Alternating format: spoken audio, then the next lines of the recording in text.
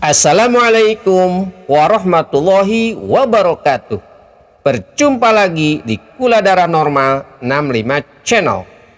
Moto pengendalian diabetes: tanpa nasi, tanpa tepung, tanpa gula, tanpa obat, dan tanpa diabetes. Tema kali ini adalah mengapa obesitas berisiko diabetes. Orang bertubuh gemuk atau kelebihan berat badan sangat berisiko mengalami diabetes, khususnya diabetes tipe 2. Resistensi insulin menjadi salah satu faktor risiko terjadinya diabetes tipe 2. Resistensi insulin merupakan kondisi ketika sel tubuh menolak insulin yang mengangkut gula atau glukosa dari darah.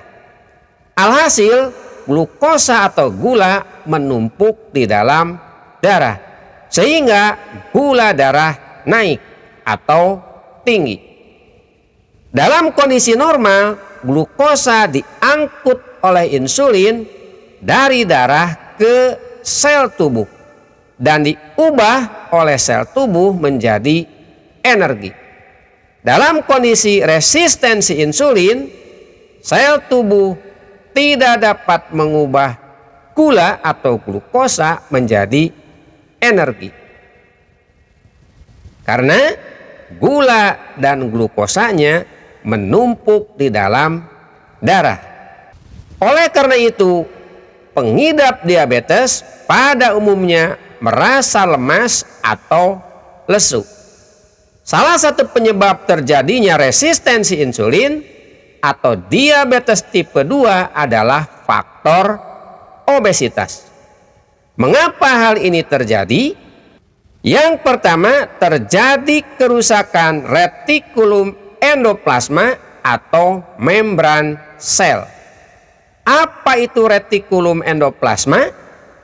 Retikulum endoplasma atau membran sel adalah mesin dari sel tubuh yang bertanggung jawab untuk memproduksi protein dan lemak. Dikutip dari Medicine.net. Penelitian yang dipublikasikan dalam jurnal Science menemukan bahwa obesitas menyebabkan kerusakan pada sistem membran sel yang disebut retikulum endoplasma.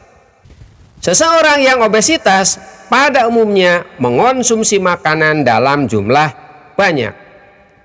Makanan tersebut perlu diproses, disimpan, dan digunakan. Dalam kondisi makanan terlalu banyak yang masuk ke dalam tubuh, retikulum endoplasma atau membran sel bekerja terlalu keras. Saat bekerja terlalu keras, retikulum endoplasma semakin lama akan semakin melemah atau mungkin tidak mampu bekerja sama sekali. Akhirnya, retikulum endoplasma atau membran sel mengirimkan sinyal untuk memberitahu sel agar meredam atau menyetop penerimaan insulin. Maka terjadilah resistensi insulin.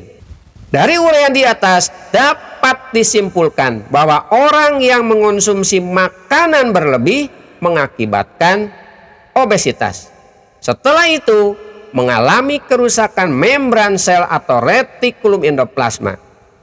Akibatnya terjadi resistensi insulin dan ujung-ujungnya terjadi diabetes tipe 2, yaitu dengan ditandai naiknya kadar gula darah. 2. Adanya peradangan pada sel tubuh. Kerusakan retikulum endoplasma atau membran sel memicu peradangan pada sel tubuh.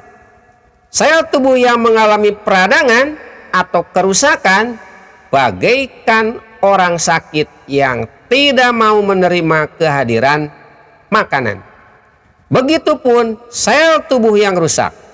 Mereka menolak kehadiran insulin atau disebut resistensi insulin. Tak heran jika diabetes juga berperan dalam penyakit kardiovaskular yang diakibatkan peradangan yang dipicu oleh rusaknya retikulum endoplasma.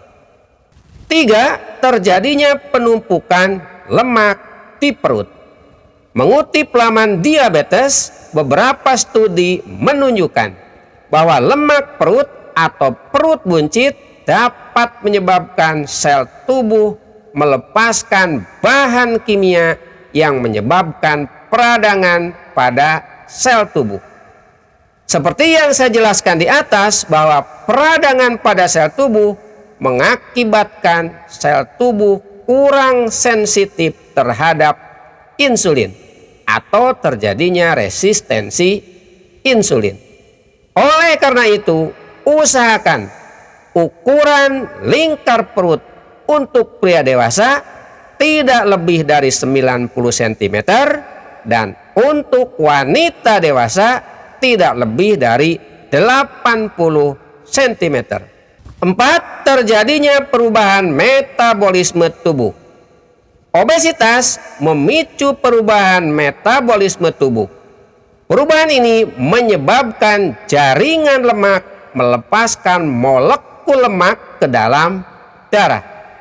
Tingginya molekul lemak di dalam darah memengaruhi respons sel tubuh terhadap insulin atau terjadilah resistensi insulin.